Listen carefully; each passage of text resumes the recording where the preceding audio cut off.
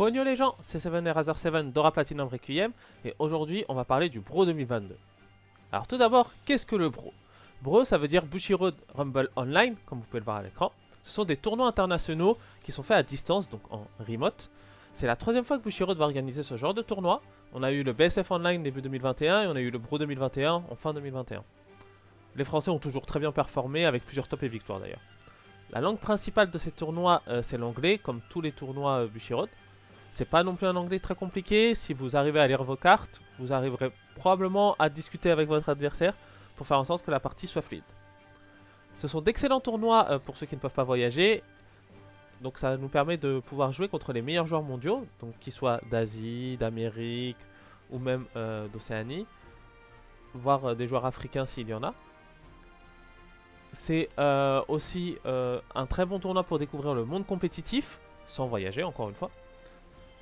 Et donc jouer contre les meilleurs mondiaux c'est bien, ça permet aussi de progresser, donc c'est un excellent événement pour se lancer vraiment dans la compétition ou même pour tester son niveau ou tester son deck contre des joueurs de tout horizon.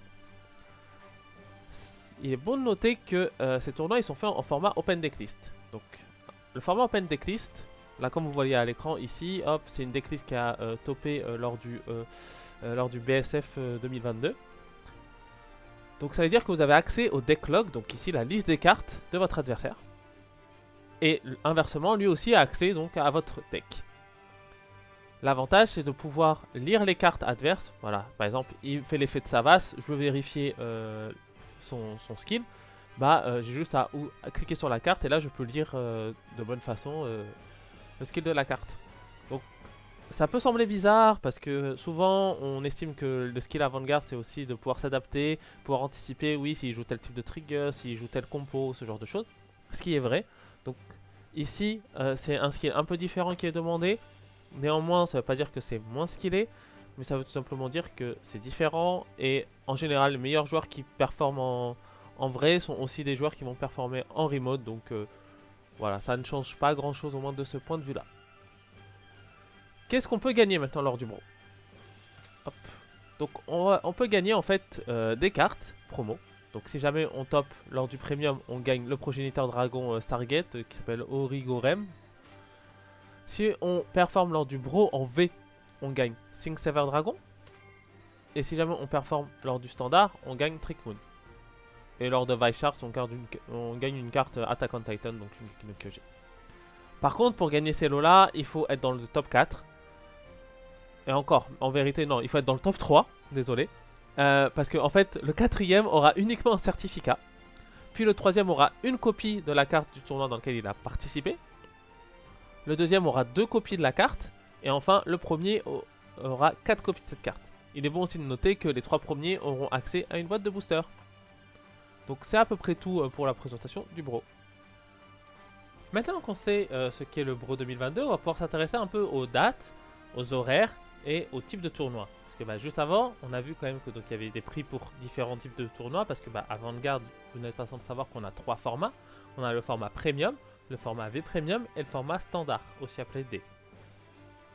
Donc, en fait, on va avoir donc 3 week-ends pour faire donc 3 tournois dans un format différent. Donc, on va avoir un week-end pour le Premium, un week-end pour le V Premium et un week-end pour le Standard. Là, je vous dis ça comme ça, mais en vérité, pour le week-end pour le Premium, on aura 3 tournois. Pourquoi? Parce que y a des time zones différentes. Donc voilà, quand il est 10h ici en France, c'est pas la même heure au Japon, ou c'est pas la même heure en Argentine. Donc c'est normal. Et donc pour gérer cela, Bushiroad a prévu d'organiser 3 tournois sur un même week-end. Donc un tournoi aux horaires Asie-Océanie, un tournoi aux heures Europe, un tournoi aux heures nord-américains / Amérique latine. Donc NA, LA, ici ça a abrégé en nord-américain par manque de place, mais c'est à peu près quoi la même idée, voilà. Donc, je me suis dit quand même que j'allais pouvoir le mentionner. Donc, les inscriptions pour le Premium ont commencé le 6 juillet et se terminent le 20 juillet. Les heures sont très fixes puisque c'est fait via une plateforme, vous pouvez pas arriver un peu en retard et à 9h30 et dire « Hey Pep, je voulais m'inscrire ». Vous pouvez pas négocier, donc soyez à l'heure. Ensuite, le tournoi en lui-même se déroulera le samedi 23 juillet 2022 pour les rondes suisses et le dimanche 24 juillet 2022 pour le top. Donc qu'il soit top 8 ou top 16, ça dépendra du nombre de joueurs. Actuellement, voilà, le nord-américain se dirige plus vers un top 16, mais l'Asie-Océanie et l'Europe se dirigent plus vers un top 8, vu le nombre de pré-enregistrements. En termes d'horaire, donc on a l'Asie-Océanie. Donc même si vous êtes inscrit, en fait, vous devez quand même 1 heure avant le début du tournoi venir et dire « Hep, je suis présent ». Donc ça, c'est la phase de check-in. Donc en Asie-Océanie, le check-in est à 2 heures et le début du tournoi est à 3 heures. En Europe, donc pour la France, le check-in est à 10 heures et le début sera à 11 heures. Et enfin, pour le nord-américain, Amérique latine, on n'est pas trop sûr, c'est d'ailleurs pour ça que là je suis obligé de réenregistrer cette partie-là de la vidéo. Il y a un peu des incohérences un peu partout. On sait que ça sera soit 17 heures, soit 18 heures pour le check-in. Et le début de ce tournoi sera soit 18 heures, soit 19 heures. Donc là, dans le doute, je vous ai plutôt mis les horaires 1 heure en avance, au pire, et soit les horaires corrects. Donc voilà, c'est pas fabuleux. Donc là, c'est les horaires, attention, aux heures françaises. C'est littéralement quoi ce que je vous ai mis. Donc là, vous vous dites, ok, c'est cool, il y a 3 tournois, mais à quoi ça me sert de savoir que l'Asie-Océanie a un tournoi à 3 heures du mat, ce genre de choses. Bah, en fait, vous pouvez participer à plusieurs tournois. Donc, moi, joueur français, je peux faire le tournoi Asie-Océanie, Europe et nord-américain, Amérique latine sans aucun problème. Je l'ai d'ailleurs fait lors d'un précédent tournoi, j'ai fait 2 tournois, voilà, pour le standard élevé. Je les ai enchaînés, voilà, j'ai fait Europe et nord-américain, Amérique latine, il n'y a pas eu de problème. Au niveau des lots, je ne sais pas si jamais on les gagne, si jamais on triomphe dans un tournoi qui n'est pas notre région. Honnêtement, j'ai pas vraiment trouvé d'infos. Il y a des gens qui ont dit oui, il y a des gens qui ont dit non. J'ai rien trouvé d'officiel, mais bon, voilà, ça c'est un autre problème. J'ai la flemme de chercher. Donc, si jamais ça vous intéresse, je vous laisse gérer ça. Mais surtout, ça donne quand même pas mal d'opportunités de performer et d'affronter encore une fois les meilleurs joueurs du monde. Donc, c'est cool. Donc, voilà pour les dates pour le premium et les horaires. Donc, les horaires ne changent pas d'un format à un autre. Donc, ici, on va passer au V Premium. Donc le V Premium avec des inscriptions qui sont déjà ouvertes et qui se terminent donc le 27 juillet, le mercredi 27 juillet, à savoir donc le mercredi juste avant le tournoi. Donc pareil que pour le Premium, ça sera pareil pour le standard, vous verrez. Les rondes suisses seront le samedi 30 juillet et le top 8 ou 16 sera le dimanche 31 juillet. Encore une fois, horaire pareil avec la même incertitude côté nord-américain, Amérique latine. Et pour le D, on va déjà arriver un peu plus loin. Début des inscriptions le 27 juillet, mais la fin sera le 10 août, avec un tournoi qui commencera le samedi 13 août et qui se terminera avec le top le dimanche 14 août. Toujours pareil, les mêmes horaires. Et donc voilà en ce qui concerne les dates du Bro. Concernant le matériel nécessaire pour participer au Bro, vous avez bien sûr besoin d'un deck. Normal, il faut pouvoir jouer, et les proxys ne sont pas acceptés. Là par exemple j'ai un deck Bruce. Vous voyez, on passe, tout va bien, tout va bien. Hop, puis, proxy, voilà, imprimé, ça se voit un peu. Bah non, ce n'est pas autorisé. Tout simplement. Donc il faut vraiment qu'on voit que tout votre deck soit légal, comme si vous arrivez pour participer à un tournoi en vrai.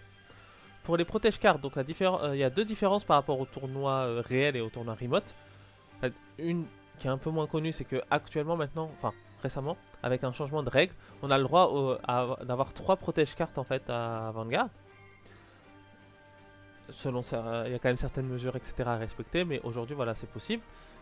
Pour le tournoi remote, vous n'avez le droit qu'à 2 couches de protection. De plus, les couches mat, donc comme ici, voilà, qui sont un peu rêches, ça se voit un peu, voilà c'est un peu flou etc. Ne sont pas autorisées pour les tournois remote. Donc moi ce que je vous conseille c'est soit d'utiliser vos sleeves à vous, des sur-sleeves clairs, taille japonaise, surtout très important, ou alors sinon utiliser des simples sleeves unicolor, il n'y aura pas de problème. Là-dessus, avec ça au moins vous ne prenez pas la tête et vous serez tranquille. Hop. Par contre, il faut absolument utiliser, si jamais vous ne voulez pas utiliser des unicolor, des sleeves officiels où on peut voir de quelle compagnie ça appartient. Là par exemple là, on va voir Vanguard et Bushiroad, ce genre de choses. Vous ne devez pas utiliser ceux d'un autre trading card game. Donc par exemple là des sleeves Ash Blossom pour Yu-Gi-Oh interdit. N'importe quoi, vous n'avez pas le droit. Par contre vous pouvez donc utiliser voilà, des choses génériques comme du Dragon Shield, de l'Ultra Pro, là-dessus il n'y a pas trop de problème. Vous avez aussi le droit d'avoir une simple sleeve, voilà par exemple là pour mon deck Bruce, Hop, je peux aussi jouer avec juste ma carte comme ça, mais bon, j'aurais peur par exemple personnellement de l'abîmer. Là-dessus, voilà, donc ça c'est pour le deck, c'est pour les protège-cartes.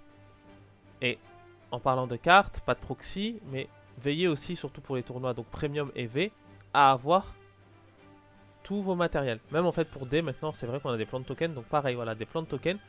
Vous devez les avoir en nombre suffisant et des officiels. Vous n'avez pas le droit de prendre un peu n'importe quoi et de dire ah, ça c'est mon plan de token. Non, ce n'est pas autorisé. Il y a le cas où votre adversaire vous donne un gift. Là, par contre, vous pouvez un peu prendre n'importe quoi si jamais vous l'avez, etc. Là-dessus, ils sont un peu plus souples, ce qui est normal. Parce que bah, on n'est pas en vrai, on peut pas échanger de cartes et autres.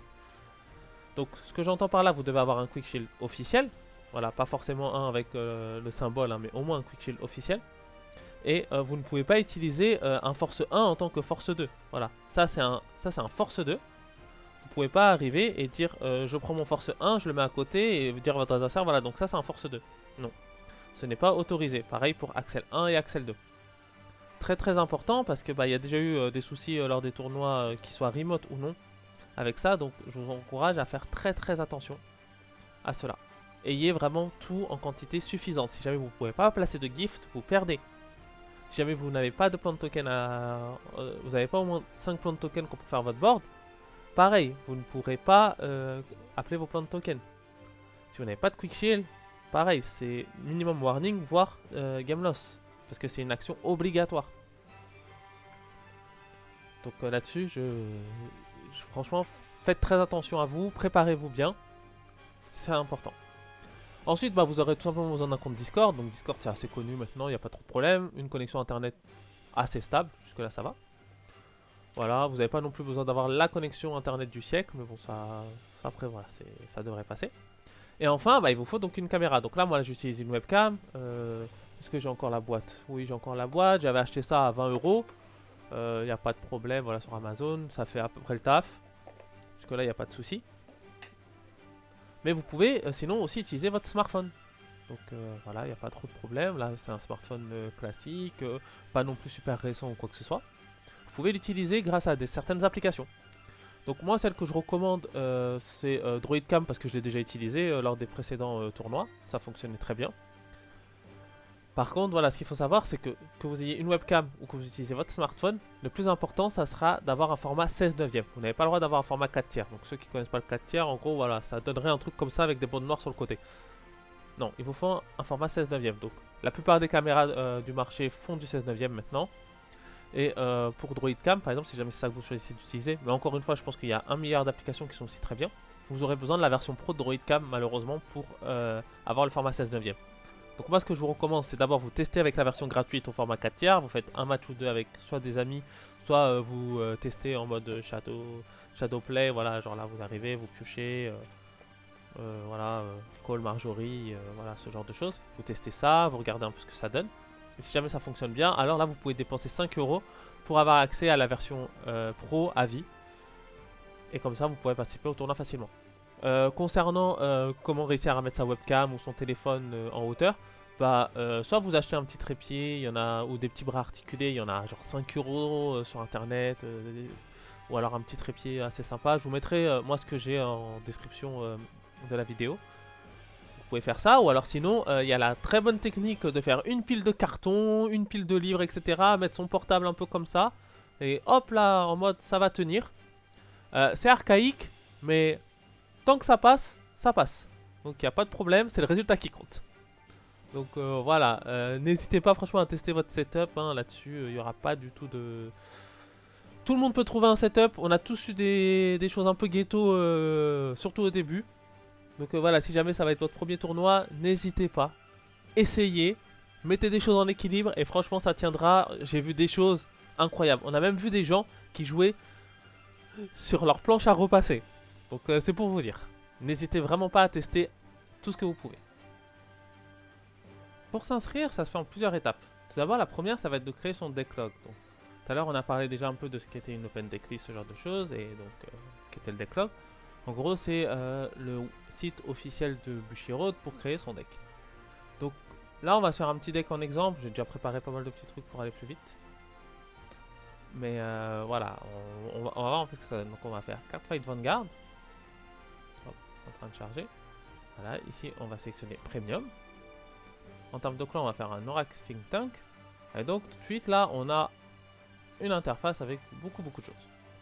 Donc main deck sur 50 et la G-Zone jusqu'à 16.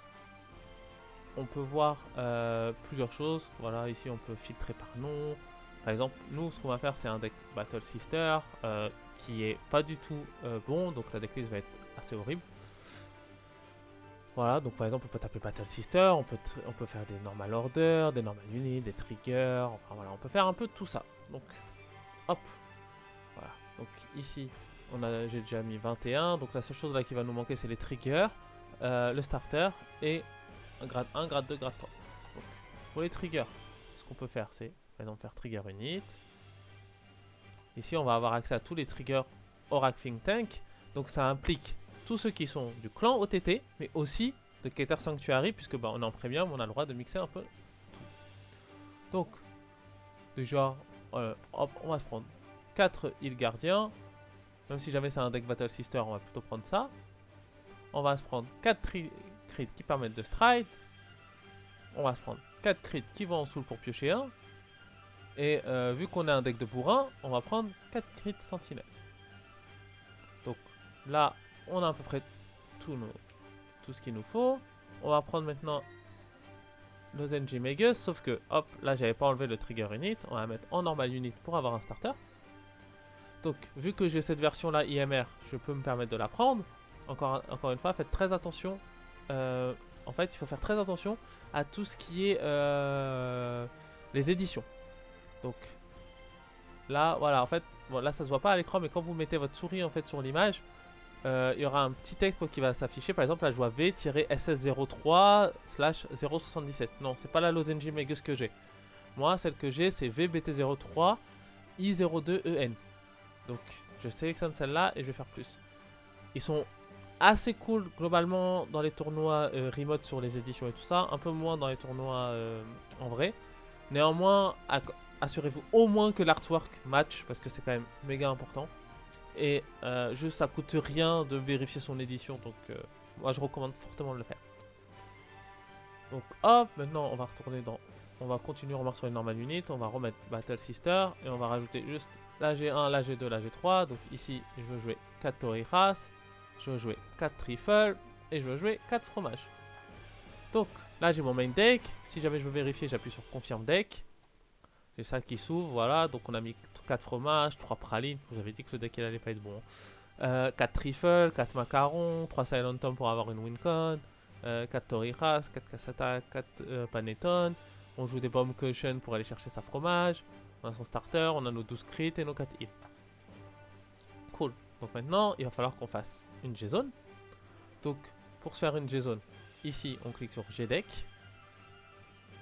Hop, et donc là, on va donc avoir accès un peu à tout. Bon, on va pas non plus aller trop chercher. Allez hop, on va se faire la SP de Momo en x4. On va aller se faire Ishikishima de la Revival Co en x4. Hop, on n'avait pas mis d'Over Trigger, tiens, je viens d'y penser. Donc en fait, on va retourner en arrière, on va mettre un Over Trigger plutôt que de jouer Ultima.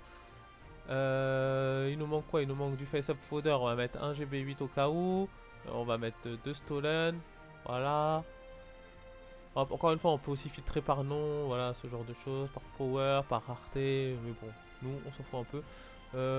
Remarque, on va faire un de toi, donc finalement, on va pas mettre du Stolen, on va pas mettre Stolen. Tac, après, en termes de ça, on va mettre, tac, c'est quelle version? C'est CGHP, ouais, voilà, donc ça, c'est la version que j'ai. Donc, on va jouer elle. Donc, en x2. On va jouer Bavarois en x2 parce que bah, elle est vraiment forte. On va jouer une Lozenji Magus au cas où qu'on a besoin d'accélérer un peu notre Generation Break Count. Et enfin, on va jouer une des nouvelles G-Guard. Ok, hop. Je reviens un peu vite fait en arrière. Tac, tac, tac. Trigger Unit. On va aller. Est-ce qu'il est loté? Parce qu'il paraît loté c'est fort. Donc là maintenant j'ai 51, donc vous voyez ça permet aussi de vérifier un peu ça. Donc on va juste enlever un crit qui va en soul, et voilà. Donc Là maintenant on est bien sur 50-50, on a bien 16 JUnit, donc là on a un deck complet. Et donc maintenant ici il suffit juste de noter un nom. On va noter hop, je sais pas s'il y aura cette place, c'est le plaire à Vincent, voilà. Donc maintenant on a le droit de créer notre deck, donc on va créer sur create. Tac, loading, prend un peu de temps, tout va bien, on y croit. Allez, voilà, super. Donc là j'ai mon deck code qui est 8LTV, donc je sais comment c'est ça. Ici je peux cliquer sur confirme deck, comme ça il va me l'ouvrir en fait dans un autre onglet. Hop, deck name, voilà, le plus important c'est de plaire à Vincent. Le code il est là, et donc ce que vous faites c'est vous copiez ce code là, ou sinon voilà, vous copiez aussi l'URL, parce qu'on va avoir besoin donc de cette URL là un peu plus tard pour s'inscrire. Si vous avez déjà fait un decklog avant, ou que vous voulez net deck quelqu'un ou ce genre de choses, c'est très simple, vous arrivez, vous faites ici copy and edit. Tac, comme ça vous pouvez juste modifier le deck existant. Voilà, vous n'avez pas le fait qu'on joue que 3 tomes et qu'on a 4 pralines, on va passer à 2 pralines et 4 tomes. Hop, vous entrez un nouveau nom ici et vous faites create, et puis voilà, c'est exactement la même chose. Donc voilà déjà comment on crée son deck via decklog. Donc maintenant, comment s'inscrire? Donc on a notre decklog et l'inscription va se faire par une plateforme qui s'appelle Battlefy. Donc c'est pas la meilleure plateforme du monde, on va être très honnête. Néanmoins, ça fonctionne à peu près. Donc là, je vais vous montrer une inscription. On va tout simplement s'inscrire pour le tournoi Premium à l'heure asiatique. Donc, on va sur la page Bushiro de Bro 2022. Voilà, encore une fois, les liens sont dans la description. Donc, hop, Registration Schedule.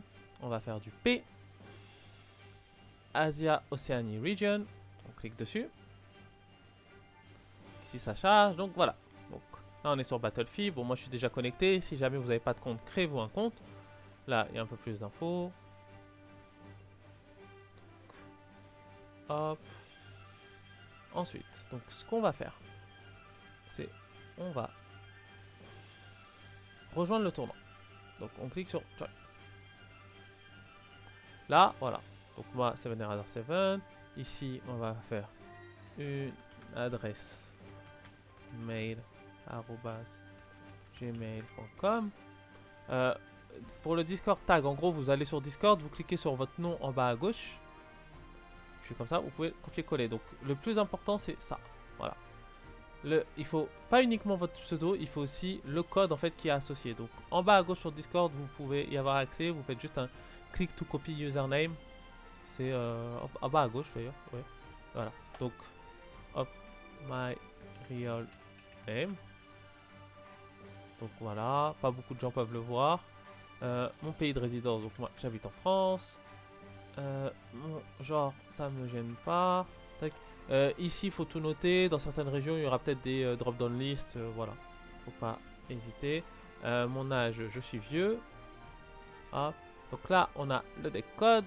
Donc, hop, ce qu'on a fait un peu tout à l'heure. On va essayer d'aller juste le chercher. Non. Voilà, c'était 8LTV. Donc, je prends ça, je vais copier. Hop, on retourne ici. Bim. Donc, je mets ça ici. Decklist clan et archétype. Donc, Oracle, Think, Tank. Hop. Battle, Sister. Do you agree with private policy? Yes. Voilà. Là, je vais faire submit. Hop. Il y avait d'autres champs, je ne sais pas scroller, mais tout va bien, tout est contrôlé. Est-ce qu'on a rejoint le Discord? Ah bah voilà, oui, yes. Donc il y a un Discord par time zone. Donc en gros, il y a un Discord Asie, un Discord Europe, un Discord nord-américain, Amérique latine.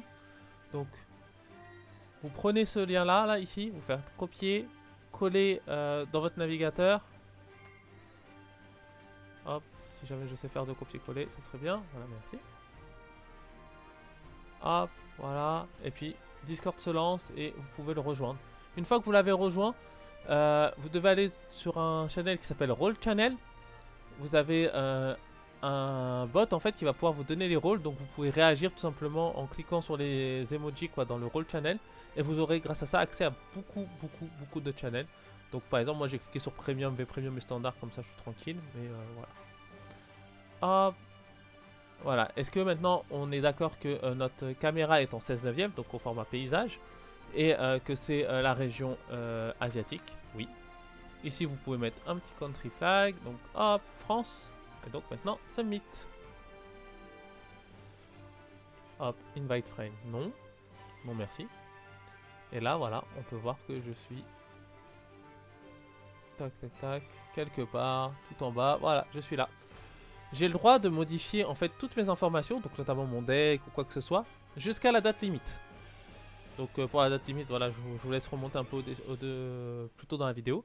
Mais voilà, si au lieu de jouer OTT, je veux jouer Aquaforce, je peux. Si jamais mon deckload ne me convient pas, parce que la decklist qu'on a fait là en vitesse tout à l'heure, elle est pourrie. Spoiler, elle l'est. Je peux changer.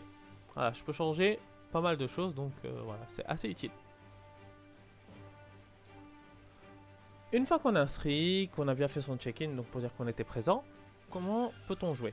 Donc en gros, là je vais prendre en exemple le Springfest 2022, même si jamais il était en événement présentiel, parce que ça va être le même principe. Donc, en gros, vous avez l'onglet bracket ici, où vous pourrez voir comme ça à chaque ronde, contre qui vous êtes, ce genre de choses. Vous pouvez aussi activer des notifications, comme ça vous avez un petit son et une petite image qui s'affiche quand un match est prêt. Donc voilà, par exemple, là, on va prendre la 5ème ronde, le match de la team dans laquelle j'étais. Hop. Donc ici, vous pouvez voir votre adversaire. Donc là, il n'y a pas beaucoup de choses, mais hop. Voilà, on peut voir. Bon, là, c'était par team, donc vous pouvez voir les équipes. Ici, en fait, vous pourrez voir toutes les informations de votre adversaire. C'est-à-dire, vous pourrez voir son deck. Bon, pas son nom, ce genre de choses. Ça, c'est des infos confidentielles. Mais voilà, vous pourrez voir surtout son deck log, cliquer et ouvrir dans un onglet et avoir votre decklog. Ici, au début de match, vous pourrez faire un pile ou face pour savoir qui commence. C'est pratique, vous pouvez aussi lancer des dés ou quoi que ce soit, mais tant que vous êtes sur Battlefield, autant le faire. Donc lui, il aura donc accès à tout ça. Et pour savoir dans quelle table vous êtes, parce qu'en gros, vous aurez 50, 100, 150 tables, tout dépend des tournois. Vous aurez donc tout ça sur Discord, donc c'est des salons vocaux à rejoindre. Pour savoir donc sur quelle table vous êtes, vous voyez ici, on voit ronde 5, match 55. Ça nous aide pas. Donc en fait, vous faites back, ou alors sinon vous retournez sur bracket. Et là, on voit qu'on est le match numéro 3. Donc si jamais on est le match ici numéro 3, alors je dois rejoindre la table 3 sur Discord. Par exemple, voyons voir, première ronde. Voilà, première ronde, on était table numéro 2.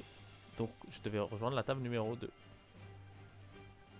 Il n'y a pas du tout de sens par rapport à est-ce que vous gagnez pas, ce genre de choses. Parce que voilà, par exemple, nous on avait gagné notre ronde 1. Et vous voyez, on était table 10 pour la deuxième ronde. Voilà, Battlefield fait pas ah bah alors si jamais vous avez gagné, vous êtes forcément dans les premières tables. Non, non, il n'y a pas du tout ça, c'est l'aléatoire. Par contre, système de ronde suite, vous affrontez quand même toujours, sauf si jamais vous êtes sous-appareillé ou sur-appareillé. Ce qui peut arriver, mais donc qui est rare. Vous affrontez toujours quelqu'un qui a le même ratio de victoire-défaite que vous. Donc voilà, vous devez absolument aller sur l'onglet bracket, donc depuis un match encore une fois, hein. Très très simple, hein. Vous cliquez sur back ici, voilà le petit retour, et ça fonctionne très bien. Donc voilà comment vous pouvez savoir quelle table vous êtes, quelle table rejoindre sur Discord et comment pouvoir se débrouiller. Maintenant, enfin, concernant le déroulement d'une partie, donc ça va être assez simple. Ça se déroule un peu comme un match classique, donc déjà bonjour à votre adversaire, etc. La politesse de base. Donc déterminer qui commence, on a vu juste avant, vous pouvez le faire sur Battlefield. Vous pouvez aussi lancer des dés, voilà, genre le plus grand commence. Là j'ai fait un 5, mais bon c'est pas non plus fou. Vous pouvez faire pair ou impair.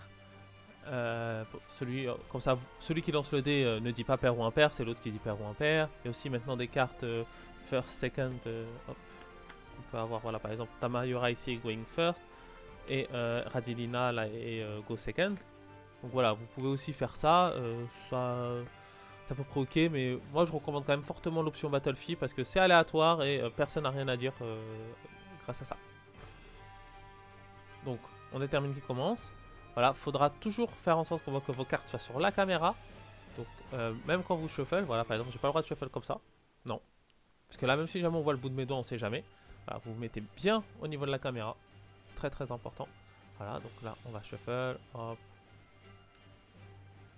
2, 3, 4, 5, voilà, vous shufflez un peu comme vous voulez, hop, bam, bam, tac. Bon, je sais pas shuffle comme ça, mais c'est pas très grave. Et une fois que vous avez shuffle, en fait, vous devez faire 3 pas, 3 tas. 1, 2, 3. Et vous dites à votre adversaire, ça c'est le tas 1, ça c'est le tas 2, ça c'est le tas 3. Et il vous dit dans quel ordre il veut remettre. Par exemple, voilà. Il va me dire 3 au-dessus de 1, au-dessus de 2. Ok. Parfois, vous aurez aussi certains adversaires qui vont demander maintenant, vous prenez genre les 3 premières cartes du dessus de votre deck et vous les mettez en bas. Bon bah, hop, attention. Voilà, vous pouvez le faire, il n'y a pas du tout de souci. Le plus important, voilà, c'est que ce soit un peu fluide parce que bah voilà, devoir faire ces 3 tas à chaque fois, c'est un peu chiant. Parce que là, par exemple, voilà, on va piocher des cartes. Donc là, j'ai ma main. Je vais par exemple dire que je renvoie une. Hop, je pioche un. Puis après, tac, c'est reparti. Hop, toujours pareil. Faut bien laisser ces cartes sur la caméra. Là, par exemple, elles ont failli sortir quand j'ai tiré le deck vers moi. Donc vraiment très faire attention. Voilà, hop, donc je shuffle. Et donc à chaque shuffle, hop, chaque shuffle, 1, 2, 3. Donc 1, 2, 3. Voilà, moi en général, je mets mon doigt pour dire où est le 1, mais voilà. Donc là, par exemple, mon adversaire va me dire, bah, 1, 2, 3. Hop. Et voilà. Donc ça, c'est pour avoir une game normale. Encore une fois, attention, bien rester sur ici. Donc voilà, si jamais vous devez partir pour boire un coup, vous posez bien vos cartes sur le terrain. Hop, j'ai pas ma bouteille d'eau à côté. Ah si, elle est là, voilà. Donc là, hop, j'arrive, je prends ma bouteille d'eau. Tac, je bois un coup. Voilà, ni vu ni connu. Tout va bien. Et comme ça, voilà, il n'y a pas de risque de triche ou quoi que ce soit. Votre adversaire aussi doit toujours avoir ses cartes là-dessus. N'hésitez pas à appeler un judge si jamais c'est nécessaire. L'appel de judge, ça se fait via un canal vocal sur le Discord. C'est fait pour. Vous taguez le juge, vous dites votre table, le juge va venir et vous pouvez en discuter. Voilà. Si jamais vos cartes quittent ici, warning, une fois, deuxième fois, game loss. Pareil, si jamais vous avez des connexions, une fois warning, deux fois game loss. Voilà, c'est... Même si jamais c'est juste votre caméra qui a un peu de mal ou quoi que ce soit, c'est assez encadré, il y a des règles à respecter. Donc pour que comme ça tout le monde pour que tout le monde soit content et tout se déroule bien, surtout sans accroc. Ensuite, une fois que vous avez fini votre match, souvent c'est le vainqueur parce que bah, c'est un peu plus simple, peut report le résultat sur Battlefield. Donc sur la fenêtre qu'on avait tout à l'heure, on va y accéder là en vitesse. Tac, on arrête la webcam. Voilà, super. Donc ici, normalement ici vous aurez un report score. Vous pouvez cliquer dessus, mettre 1 pour vous, ou si jamais vous avez perdu, vous mettez 1 pour votre adversaire si jamais lui il l'avait pas fait ou quoi que ce soit. Et vous faites, et vous validez. Vous n'avez pas besoin d'envoyer un screenshot normalement quoi que ce soit, sauf si jamais ça change d'ici là. En tout cas jusqu'à maintenant il n'y avait pas besoin. Voilà. Vérifiez toujours que si jamais c'est votre adversaire qui reporte le résultat, il a reporte le bon résultat. 1, il peut faire une erreur. 2, il peut être mal intentionné. Donc ça coûte rien d'aller vérifier, c'est un clic, hop, on va dans bracket, ou alors vous avez gardé l'onglet ouvert. Hop, vous vérifiez bien, ok, c'est bon, c'est bon. Voilà, encore une fois, ça coûte strictement rien, et comme ça au moins on se prémunit de n'importe quel problème. Et si jamais vous avez le moindre problème, encore une fois, les juges sont là pour vous aider.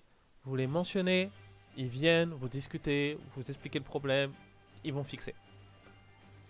Donc voilà comment on fait pour le déroulement d'une partie en remote. Lors du bro, il est fortement reconseillé d'enregistrer son adversaire.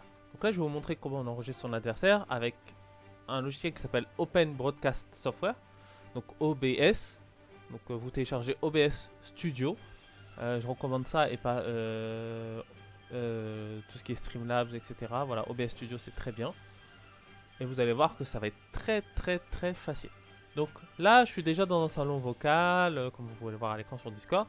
J'ai partagé ma caméra. Imaginez que juste là, au lieu que ce soit ma caméra, c'est la caméra adverse. Et on va enregistrer comme ça. Malheureusement, il n'y avait personne disponible au moment où j'enregistrais cette vidéo. Donc tout d'abord, vous allez cliquer en bas à droite sur Pop Out. Ici. En tout cas, moi, c'est ce que je vous conseille fortement. Donc, en fait, là, à côté, il y a une petite fenêtre qui va donc s'ouvrir. Oh, je vais vous la montrer. Donc on va faire un partage. Où est-ce que c'est? C'est ici, voilà. Donc là, j'ai une fenêtre. En gros, c'est exactement comme si vous avez... comme si vous avez... hop, voilà. Comme si vous avez en fait la caméra de la personne, etc. Mais en mode un peu à part, un peu sur le côté. C'est pratique pour pouvoir enregistrer simplement et aussi pour pouvoir bien voir le terrain adverse. Vous n'êtes pas obligé de faire ça encore une fois, mais ça là c'est plus une histoire de recommandation. Et enregistrer son adversaire ça coûte rien. N'hésitez pas, même quitte à tout enregistrer sur Discord, c'est pas important. C'est vraiment pour qu'en cas de litige, le juge puisse avoir quelque chose sur quoi s'appuyer. Donc, maintenant que ça c'est fait, on va passer sur OBS. Donc, hop, voilà. Donc c'est une interface un peu comme ça a l'air un peu brut et tout ça. On va pas aller trop loin. Le plus important, voilà, c'est de pouvoir enregistrer les sons. Donc ici, vous activez bien votre desktop audio, vous vérifiez bien, genre en mettant de la musique, que ça se met. Le micro aussi. Comme ça, vous pouvez comme ça enregistrer bien vos discussions avec votre adversaire. Ici, vous avez une partie source. Le layout ne sera pas forcément le même, mais voilà, trouvez juste la partie source. Faites clic droit, ajouter, capture d'écran. Bon, c'est en anglais, donc c'est Windows Capture, mais en français, voilà, il y a un nom, je crois que c'est capture d'écran. Donc ici, hop, le nom, il n'est pas très important. Dans l'écran qui s'ouvre, vous sélectionnez le nom discord.exe. Ici, moi, mon salon vocal, il s'appelle Games. Vous, ça sera sûrement table, par exemple, 50, table 12, ce genre de choses. Vous faites ça. Hop, ici, vous mettez à peu près en mode plein écran. Voilà. Et quand vous revenez sur Discord, vous cliquez bien sur la caméra adverse. Et maintenant, voilà. Vous êtes prêt à faire un start recording ici. Ou démarrer l'enregistrement français. Et c'est bon, vous êtes prêts. Normalement, ça va dans le salon, dans le dossier vidéo. Voilà, il y a 1 milliard de tutos sur OBS. Je vais pas trop rentrer dans les détails, mais sachez que voilà, en 3 clics, vous pouvez facilement faire un enregistrement de la caméra adverse. Voilà, c'est à peu près tout en ce qui concerne le Bro 2022. Si vous êtes stressé, vous voulez vérifier votre setup, etc. Il y a le Discord Vanguard France. Si jamais j'ai le lien pour rejoindre, je le mettrai aussi en description. Il y a souvent des parties en remote. Voilà, il y a pas mal de gens qui ont pas mal d'expérience dessus, donc n'hésitez pas à vous connecter. Si vous avez des questions autres, voilà, n'hésitez pas à laisser un commentaire pour me les poser. J'essaierai d'y répondre dans la mesure du possible. Hein. Je ne connais pas tout, mais au pire, voilà, j'essaierai d'aller m'enseigner. Donc encore une fois, le Bro c'est l'occasion d'avoir des sensations différentes des tournois habituels. Ça permet aussi de nous remplir un peu la saison avant le Bushiroad Championship Series. Donc qui là cette fois-ci aura sûrement donc une qualification pour les Worlds en jeu. Donc faut en profiter, amusons-nous, trigons dans tous les sens et voilà. Profitons un peu quoi du jeu qui nous réunit tous, à savoir Vanguard. Donc j'espère que cette longue vidéo vous aura plu. On se retrouvera avec des vidéos plus courtes à un moment donné, hein, c'est promis. Donc à ciao, bonsoir et n'oubliez pas que le plus important c'est de plaire à Vincent. Bye bye.